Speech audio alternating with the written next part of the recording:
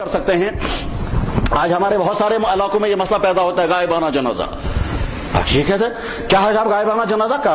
حضرت نبی علیہ الصلوۃ والسلام نے حضرت نجاشی بادشاہ کا جس کا نام اسحما تھا اور وہ ملک حبشہ میں تھا، اس ملک حبشہ کا آج نام ایتھوپیا ہے، اس ملک حبشہ کے بادشاہ نجاشی کا غائبانہ جنازہ اللہ کے نبی علیہ الصلوۃ والسلام نے مدینہ طیبہ میں پڑھا ہے. ٹھیک، تو لہذا پڑھنا چاہیے.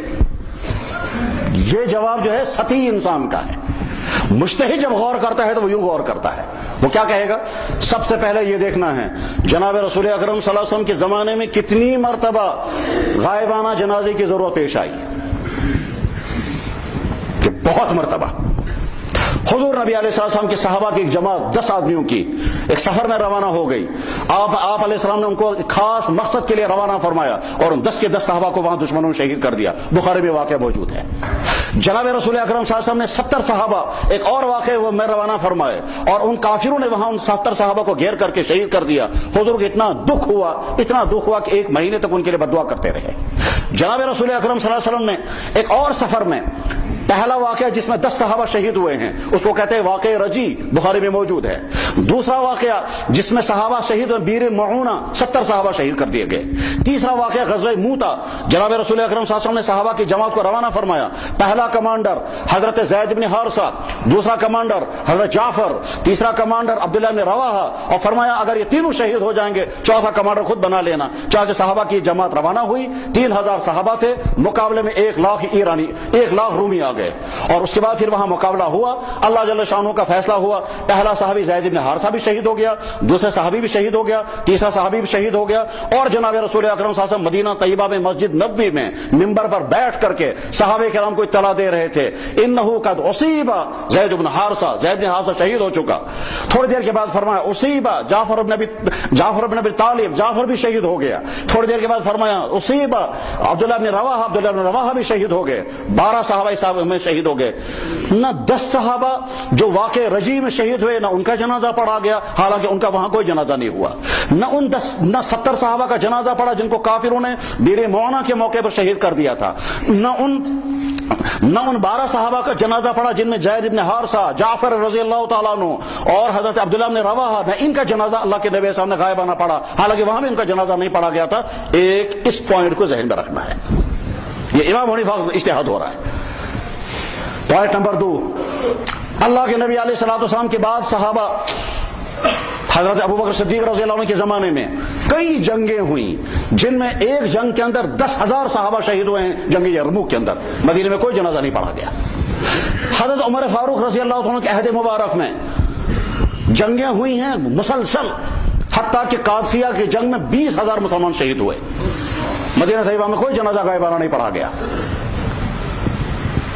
ساتھ میں امام صاحب غور کر رہے ہیں کہ اگر غائبانہ جنازہ شریعت لازم کر دے گی تو مسلمان کو تو ہر نماز میں پھر غائبانہ جنازہ پڑھنا پڑے گا، اس لیے کہ ہر وقت دنیا میں کہیں نہ کہیں کوئی نہ کوئی مسلمان یا تو وفات پاتا ہے یا شہید ہو جاتا ہے.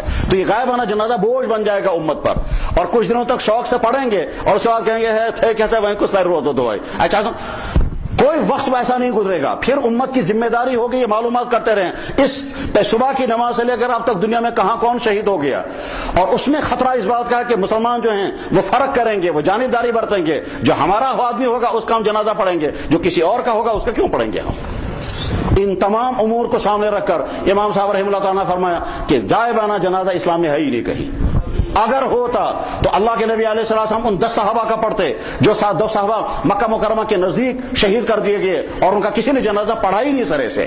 اگر جنازہ غائبانہ ہوتا تو پھر ان 70 صحابہ کا پڑھتے جو بیر معونہ میں شہید ہو گئے. اگر غائبانہ جنازہ ہوتا تو ان صحابہ کا پڑھتے جو 12 صحابہ وہاں شہید ہو گئے. اور اس کے علاوہ 1 صحابی ملکوں علاقوں میں شہید ہوتے گئے ہیں.